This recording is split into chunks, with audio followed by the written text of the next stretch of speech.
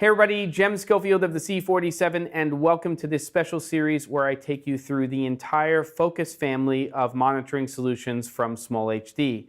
In this particular video, I'm talking wireless, and we're going to be talking about the Focus Bolt 500 series, the TX transmitter, and the RX receiver. So let's get started.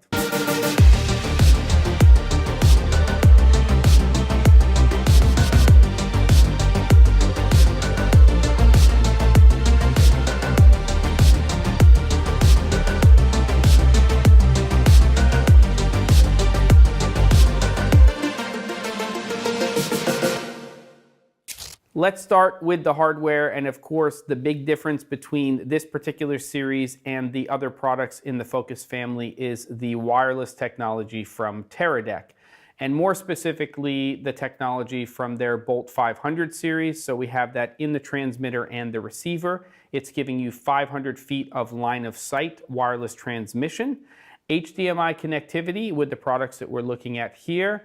And from a monitoring standpoint, we are looking at the Focus LCD displays. So we have 1280 by 720, 800 nit, indoors, outdoors, wherever you want to use these products.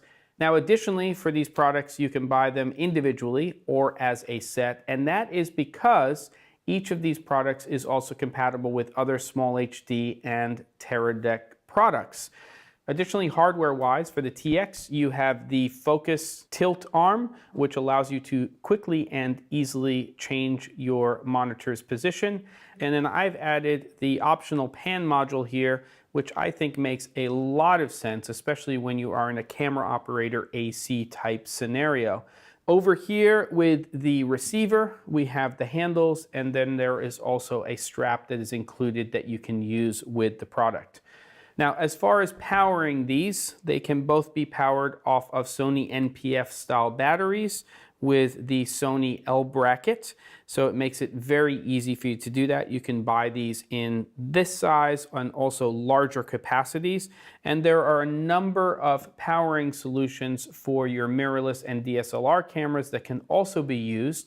You can see here for the Sony camera, we actually have this dummy battery that goes directly to your monitor unit. This would also work with the TX version of Focus. And we are now using this battery to not only power the monitoring solution, and in this case the transmitter, but also the camera itself. So that's a brief overview of the hardware components for Focus Bolt. Now let's go ahead and jump into the operating system and see how we can connect the transmitter and the receiver and also use these products as monitoring solutions. So let's jump right into OS 3, which is the operating system that we're running right now on these products. And this is a touch-based product, and we have this swipe OS. So we're just going to swipe down here. We're already getting some information here on the top bar, including the fact that we have a paired transmitter and receiver, which you can of course see here. We have the ability to create new pages, which we'll talk about in a few minutes.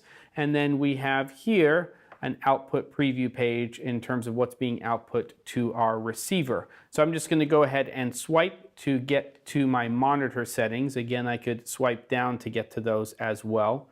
So these are our monitor settings, and they are basically universal to all of the products in this family. There are some differences depending on the series of products that you're using. In this case, we're going to focus on the input-output settings. You can see there are a lot of other options inside of here, some of which we cover in the other videos in this series. But let's just go over here right now to output page. And this basically is that preview page that we were seeing before. We can choose to have that show up as its own unique page. If we have the output enabled, which we do in this situation, we can never show it, or we can show it all of the time. So now we move over to our wireless settings. And in here, I just want to note that both with the TX and the RX, that these products don't have to be used just for wireless monitoring. They can, if you turn off the wireless features, still be used as standard monitor solutions. Pairing the Focus Bolt transmitter and receiver could not be easier, especially because they're touchscreen. So we're going to go over to the RX, and with that on, go into wireless. We are going to press on paired TX, and it's going to basically prompt us to make sure we have our transmitter on. And now over on the transmitter, we're going to go ahead and press under wireless, activate pair mode. So as soon as that process starts, the transmitter is looking for a compatible receiver. When that is found, you will see on the receiver that it asks you to pair with the transmitter. So I'm going to press on pair. Now it goes through that entire process of pairing those two units together. You will see paired successfully on the two units, and of course a confirmation with that little green circle with the checkbox on both of them. I'm going to press done on the RX, exit on the TX. If I just swipe to the left on the TX, we can see our output preview page. To the left on the RX, we can see the image that's coming from our camera system, and that's how easy it is to pair the focus bolt, transmitter, and receiver. Now it's time to go ahead and get into building pages.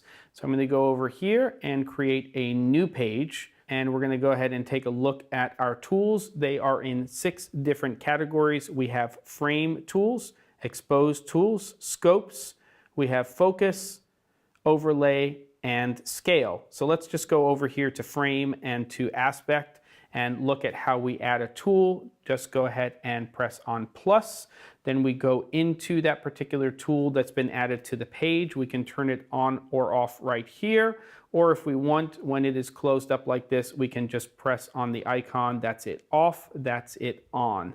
So under aspect here, let's just go ahead and choose 239, which would be a common one. We're going to choose matte. We could choose line as our guide as well. And then the problem here is our color. I'm going to change that to something else. Let's just use a gray. And now we have that aspect for our 239. Let's go ahead and turn off aspect, and we will add another tool. Let's go down here to our scopes. We're going to add a waveform monitor, and you can see all of the options there. If you are in fact pushing a LUT here, you can ignore that look. So you see a pre-LUTted waveform monitor. You can see that we can choose Luma, RGB, Parade. We can also choose the layout of that and where it sits, or if it's full screen. Tons of options there. Let's also add a vector scope. So we have that as a reference. And then if we go into the parameters for that, we could change the location. What's great about having this touchscreen is I can just move that up to this corner if I wanted to. So you can see how easy that is. And again, turning those on and off is just pressing on those little icons. So where do I see these particular products fitting into the Focus family? Well, for me, it's all about that wireless technology.